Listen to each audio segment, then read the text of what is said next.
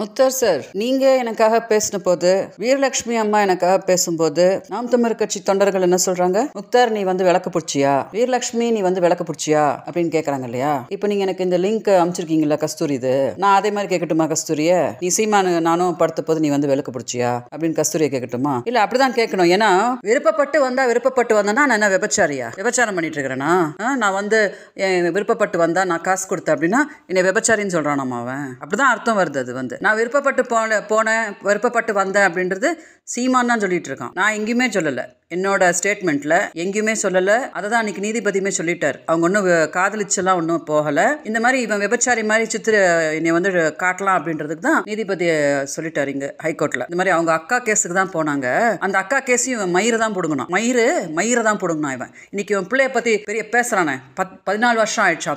பிச்சைக்கார நாய். எங்க அக்கா கேஸுக்கு போய் நாங்கள் கதைட்டு நின்னப்போ பிச்சைக்கார நாய்க்கு வந்து அதை பண்ணி கொடுக்குற துப்பு இருக்குல்ல, பிச்சைக்கார நாய். இதை அப்படியே டெலிகாஸ்ட் பண்ணுங்க முக்தார் சார், எக்ஸ்க்ளூசிவ் அப்படின்னு சொல்லிட்டு டெலிகாஸ்ட் பண்ணுங்க. இன்னைக்கு அந்த நாம் தமிழர் கட்சியில இருக்கிற பிச்சைக்கார நாய்ங்க அவனை சப்போர்ட் பண்ணிட்டு உட்காந்துட்டு இருக்காங்க. 14 வருஷமா என்னோட ஃபர்ஸ்ட் எஃப்ஐஆர் எடுத்து பாருங்க முக்தார் சார். நீங்க ஃபர்ஸ்ட் எஃப்ஐஆர்ல நீங்க பார்த்து படிச்சீங்கன்னா, நான் ஏமாந்த மாதிரி எந்த பெண்ணுமே சீமான் கிட்ட ஏமாறக்கூடாது அப்படின்னு நான் ஃபர்ஸ்ட் எஃப்ஐஆர்லேயே போட்டிருப்பேன். இன்னைக்கு என்னை என்ன வேணாலும் சொல்லலாம் அப்படி இப்படின்னு.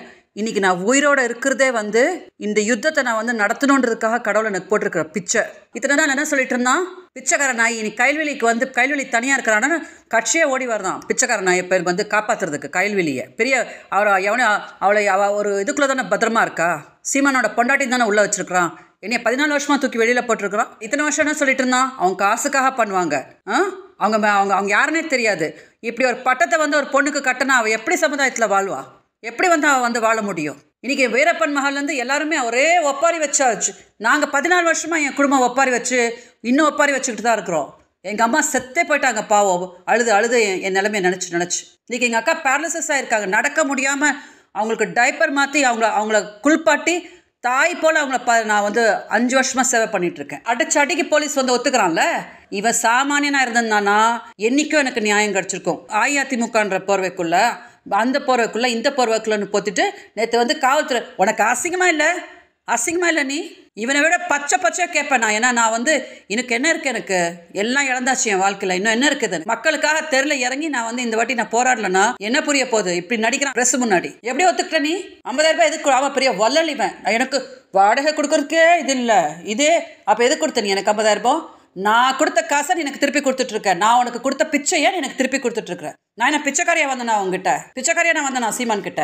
ஜெயபிரதாவோட குடும்பத்தில் எங்கள் அக்காவை கல்யாணம் பண்ணி கொடுத்தா எங்கள் அக்கா எவ்வளோ பெரிய கோடீஸ்வரி. பிச்சைக்காரங்க கூட சொல்ல முடியாது இவன். அப்படி ஒரு பிச்சைக்காரன் இவன். எங்ககிட்ட காசெல்லாம் பிடுங்கிட்டு நாங்கள் எதிர்பார்த்தோமா இந்த மாதிரி ஒரு நாள் எங்களை விட்டுட்டு போவான்னு சொல்லிட்டு. நான் பேசியிருக்கிறத அப்படியே டெலிகாஸ்ட் பண்ணுங்க முக்தார் சார், அப்படியே டெலிகாஸ்ட் பண்ணுங்க. இவன் கூட இருக்கிற கல்சரைங்கெல்லாம் உட்காந்து இவனை காப்பாற்றி விட்டுட்டு இருக்குது. உட்காந்து அங்கங்கே பேசிக்கிட்டு எங்கள் அண்ணனை ஒன்றும் பண்ண முடியாது.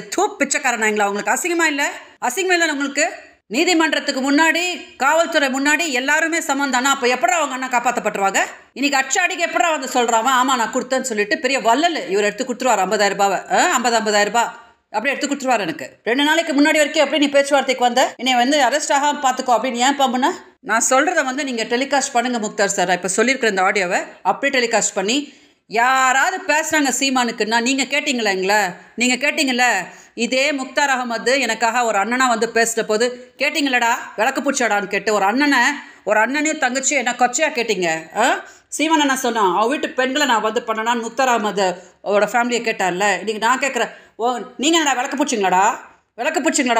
ஒரு எந்த பொம்பளை வந்து பேசுகிறாலும் எந்த ஆம்பளை வந்து பேசுகிறாலும் நான் கேட்குறேன், நீங்கள் விளக்கு பூச்சிங்களா? நானும் சீமானும் வந்து குடும்பம் நடத்த போது வந்து வக்காலத்து வாங்குறீங்க. நீங்களாம் நல்லா அப்பா அம்மாவுக்கு போந்துக்கிறீங்கன்னா உங்களுக்கெல்லாம் ஒரு சகோதரி இருக்கா, ஒரு தாய் இருக்கா, மனைவி இருக்கான்னா ஒத்திங்கன்னு இந்த விஜயலட்சுமிக்கு என்ன நியாயம் கிடைக்கணுமோ அதுதான் கிடைக்கணும்னு ஒரு மனமாக எல்லாரும் நினைக்கணும். எவன் பண்ணாலும் சீமானுக்கு எவன் வந்தாலும் நின்னாலும் அடிதான்.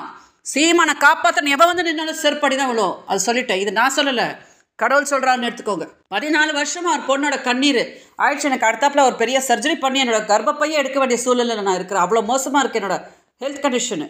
ஆனாலும் ஏன் போராடிட்டு இருக்கேன்?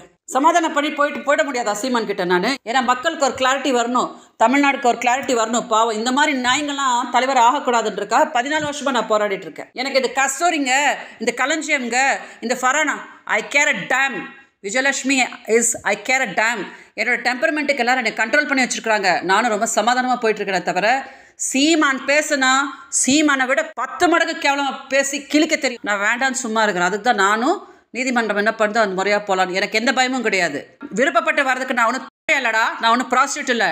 சீமான் எதிர மட்டும் கட்சானா என் முன்னாடி நிற்கவே முடியாது. அப்படி ஒன்றும் சீமானுக்கு எங்கிட்ட. இதனால இந்த ஆடியோ அப்படியே டெலிகாஸ்ட் பண்ணி விஜயலட்சுமி கொடுத்துக்கிற கடைசி வார்னிங்னு சொல்கிறீங்களோ, எப்படி சிந்திக்கணும்னு விஜயலட்சுமி சொல்லியிருக்கிறா இதில் அப்படின்னு டெலிகாஸ்ட் பண்ணுங்கள் முக்தார் சார். ஏன்னா நானும் நீங்களும் எனக்கு நீங்கள் ஒரு அண்ணனாக இருந்திருக்கீங்க த்ரூ அவுட் திஸ் பேட்டில். உங்களை எனக்கு முன்ன பின்ன கூட தெரியாது. ஆனால் எனக்கு ஒரு கஷ்டம்ன போது ஓடி வந்து எங்கள் அக்காவை பார்த்து என் குடும்பத்தை பார்த்து எனக்காக நீங்கள் ஒரு அண்ணனாக வந்தீங்க. அந்த அண்ணன் தங்கச்சி உறவை கொச்சப்படுத்துனாங்க. இன்னைக்கு வந்து அவங்க செருப்படி வாங்கிட்டு இருந்தாங்க.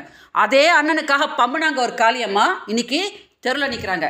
இதுதான் உண்மையான அண்ணன் தங்கச்சிக்கும் இந்த மாதிரி போலியான அண்ணன் தங்கச்சிகளுக்கும் நடக்கிறது. அதில் தயவு செஞ்சு நான் சொல்லியிருக்கிற இந்த ஆடியோ டெலிகாஸ்ட் பண்ணுங்கள் முக்தார் சார். தயவு செஞ்சு டெலிகாஸ்ட் பண்ணி அத்தனை பேரும் கேட்கட்டும். விஜயலட்சுமி கிட்ட விளையாடணும்னு யாரும் நினைக்கக்கூடாது இனிமேல் வாழ்க்கையில். அதை தான் நான் வந்து பண்ணி கட்டிட்டு இருக்கேன். இன்னொரு வாட்டி எவனாவது வந்து விஜயலட்சுமி அப்படி இப்படின்னா நான் கும்பிட சிவபெருமான் வந்து என்ன பண்ணுவார் அப்படின்றது வந்து நான் சொல்ல மாட்டேன். அவர் பண்ணி காட்டிடுவார். இந்த ஆடியோ சீமான் கேட்கும்படி டெலிகாஸ்ட் பண்ணுங்கள் முக்தார் சார்.